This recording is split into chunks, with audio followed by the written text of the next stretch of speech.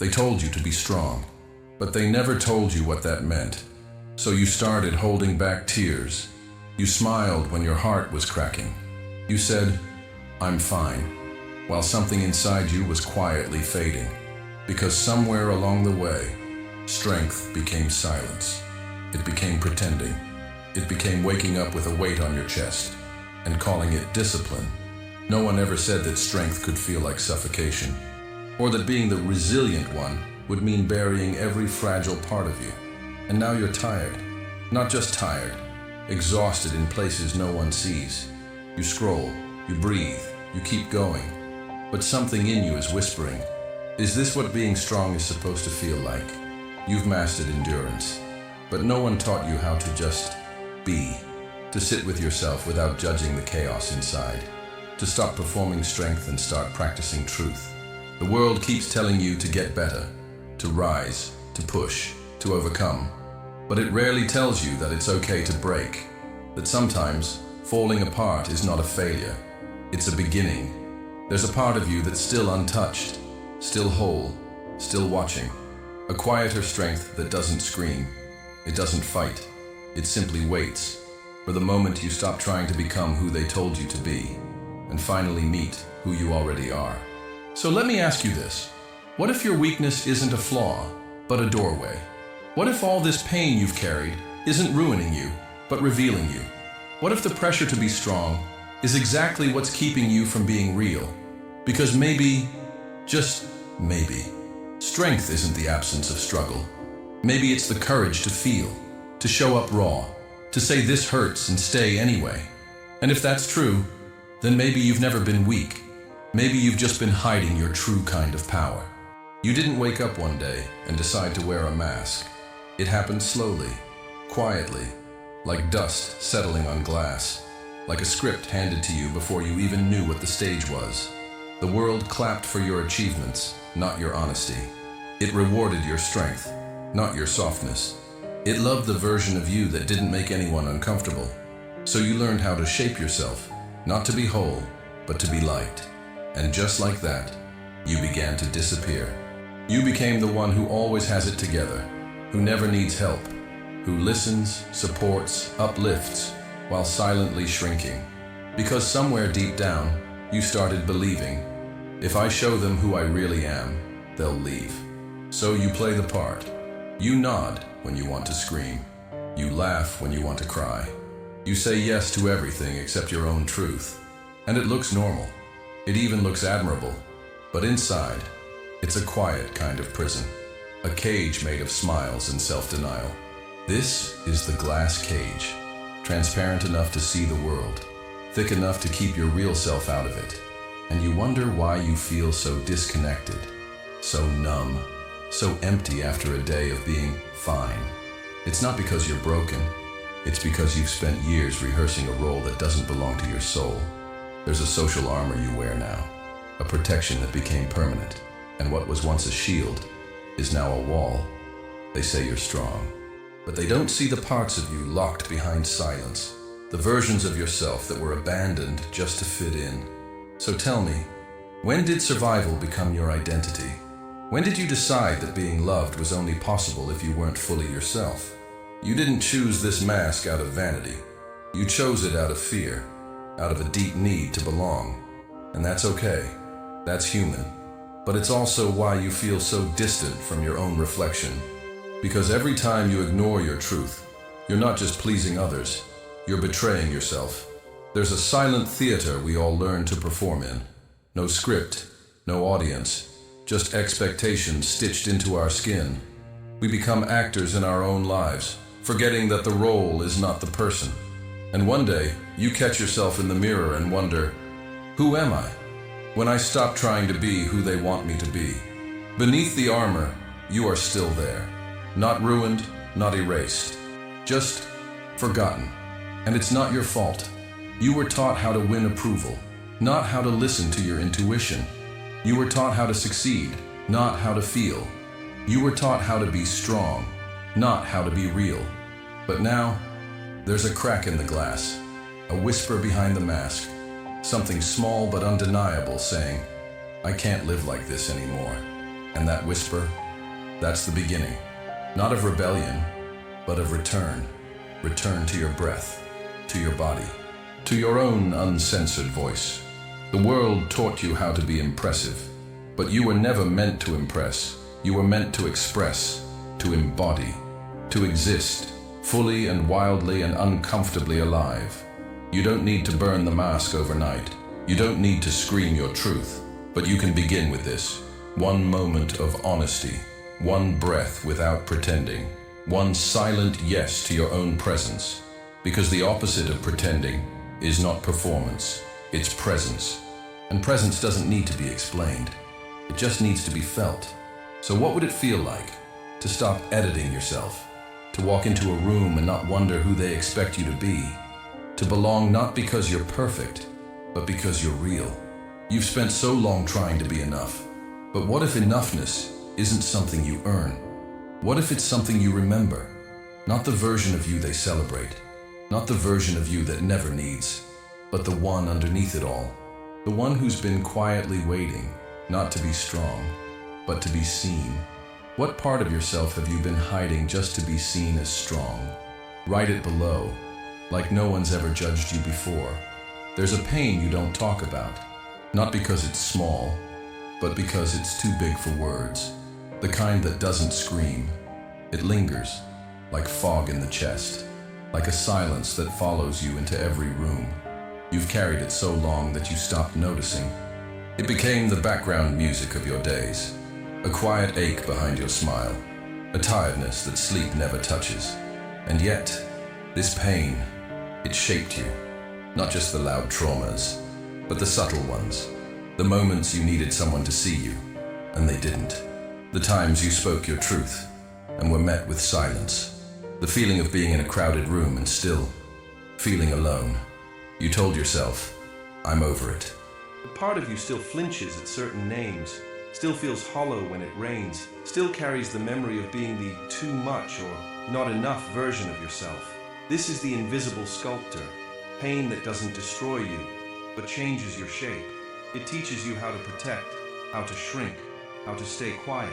It becomes the blueprint of how you relate, how you trust, how you breathe. You were never taught to honor this pain, only to hide it, to call it drama, call it weakness. But in Buddhist experience, suffering is not something to escape. It is something to meet, to sit with, to learn from. Because inside every ache, there's a lesson. Not a lesson of blame, but a lesson of becoming. You see, pain is not the enemy. Denial is. That emptiness you feel, it's not because you're broken. It's because you've abandoned parts of yourself in order to survive. You buried your softness because it wasn't safe. You numbed your grief because no one held space for it. You laughed at your own pain before anyone else could. But those pieces are still inside you, waiting, not to be fixed, but to be felt. And yes, it's terrifying. To reopen wounds, to let the walls crack, to sit in the silence and hear your heart again.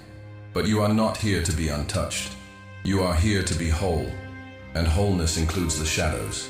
There is wisdom in your suffering, not because it's noble, but because it shows you where you've been hiding. It shows you what still matters. It shows you who you were before the world taught you to numb. So maybe the tears you've been holding back are sacred. Maybe the sadness that hits you at night isn't weakness, it's memory. A part of you remembering what it feels like to be human. And maybe the version of you who hurts is the version closest to truth. We all have scars we don't talk about, but silence doesn't mean healing. It just means you've learned how to bleed quietly. But what if you didn't have to? What if your pain didn't make you less lovable, but more real? There is a gentler way to live. Not by escaping the ache, but by embracing it, letting it soften you instead of harden you, letting it remind you of how deeply you care, how deeply you feel, how deeply alive you are, even in the brokenness. Pain carves space, not just for sorrow, but for transformation. So let it come, let it breathe, let it speak. Because what you're feeling isn't a failure. It's a doorway. It's not the end. It's the edge of who you were and who you're becoming. And when you stop fighting it, when you stop pretending you're not aching, you'll realize you've been strong all along, not in the way the world defines it, but in the way only your soul understands. The strength to feel, the strength to stay, the strength to begin again, with everything that hurts still in your hands. You don't need to be healed to be whole. You just need to stop hiding the parts of you that already are. You've held on for so long, to the image, to the roles, to the idea that being strong means never letting go. But what if letting go is the very thing that sets you free? We're taught to grip life with clenched fists, hold on to relationships, identities, expectations, even pain. Because to release feels like failure. To surrender feels like giving up. But that's not surrender. That's wisdom. There is a kind of freedom that doesn't roar, it sighs. It happens the moment you whisper, "I don't have to carry this anymore." This is the truth no one tells you. Detachment is not coldness. It's not apathy. It's love without chains. It's caring deeply, without disappearing. It's standing in the storm, without letting it define your sky. And when you begin to let go, not of love, but of control, not of people, but of the need to be understood, something miraculous happens. You become light. Not light as in fragile, but light as in unburdened. Like a bird that stops fighting the wind and learns to fly with it. Like water that flows around the stone, not through it. Like a soul that stops trying to be enough and just is. Because the truth is, the more you try to be accepted, the more you abandon yourself. And every time you bend to be liked, you chip away at your own essence. But when you start to let go of proving, of performing, of pretending, you meet something rare, your unfiltered presence, the you that exists even when no one's watching. You let go of the armor, and in its place, you find your breath again. You let go of the mirror, and in its place, you see your reflection, not your performance. And no, it's not easy. Letting go feels like dying, because the identity you built is dissolving. The mask is cracking, the script is fading, but what's left is real. And that's the paradox. The less you try to be strong, the more unbreakable you become. Because real strength isn't rigid. It bends, it adapts, it listens. It knows that wholeness isn't about holding it all together. It's about knowing when to release what no longer serves you. You don't have to explain your letting go. You don't owe anyone a version of yourself that hurts to maintain. This is your path, not to become someone, but to unbecome everything you never truly were. So breathe, loosen the grip, step out of the role, let go of the need to be everything. Let go of the fear that you are nothing without it. Because in the space of letting go, something sacred begins. You start to hear yourself again, and you realize you were never lost, just buried, under layers of should, under years of must, under the exhausting need to be seen as strong. But what if you didn't have to be seen as anything? What if your presence was enough, even unseen? That's the freedom, not escaping life, but no longer being chained to it, to walk without weight, to love without fear, to live without performance, to simply be. So if you're tired of holding it all, let it fall, not in collapse, but in surrender. Let the identity slip off your shoulders. Let the old stories fade. Let the version of you who had to survive finally rest. Because the truth is, you don't find yourself by becoming more. You find yourself by becoming less. Less filtered, less controlled, less afraid of who you really are. And what's left isn't weakness. It's not failure. It's not emptiness. It's freedom, and it's yours. There comes a moment when you stop running, not because you've reached the finish line, but because you finally realize there is no race. You stop chasing approval. You stop editing your soul for someone else's comfort. You stop performing strength and start inhabiting silence. Because silence, true silence, is not empty. It's alive.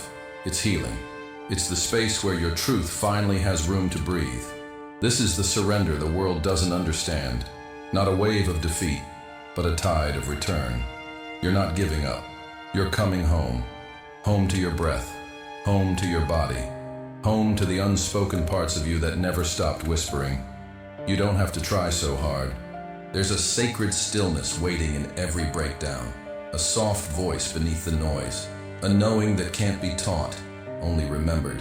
You are already enough, even here, even now, even in the chaos. You've spent so long bracing for the world, you forgot what it feels like to rest in your own skin. But now, you can soften. You don't have to fix your pain before you're allowed to feel peace. You don't have to be healed to be worthy of rest. You don't have to prove your worth by carrying what was never yours to hold. Buddhism teaches this quietly, not with answers, but with space. Not with conclusions, but with presence. To sit with what is, not to change it, but to finally witness it. Because healing isn't a destination. It's a deepening, a melting, a dissolving of all the false layers between you. And now is all you ever had. Now is where the soul lives. So pause, feel your breath. Notice how it rises without permission, how it falls without apology. That's the truth of you. Not your job, not your story, not your status or your strength. You are the one breathing beneath it all. You are the quiet observer who's never left.